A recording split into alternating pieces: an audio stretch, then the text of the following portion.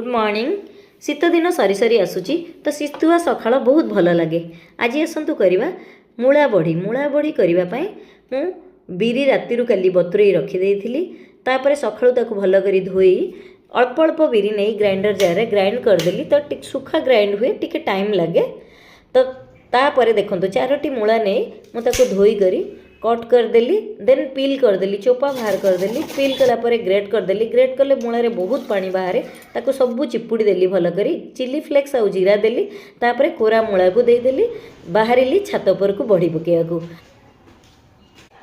बड़ी पका प्लेट रे मु आग मैदा गुंड किसी छिंचीदेली तापर बिरी की भले की फेणी भल से फेणी है कि नहीं जानापी पानी रे टिके फेणा बिरी की पकईदेली देखंतु केते सुंदर भासीला तो जानिली फेणा हो जाइए। देन बड़ी पड़ा स्टार्ट करदेली तो एमती गोटे गोटे करी 4टी थाली रे बड़ी पारिदेली बड़ी परा शेष होगला। आम पड़िशा घर भाउज कहती बड़ी पारी सारा पर लाल सुखिला लंका किसी पकईदेले काऊ पारा बसंती नहीं मिछ भावुंट कि सतरे 2 दिन खरारे सुखिला परे प्रस्तुत होगला शेष हल्का फुल्का मूला बढ़ी।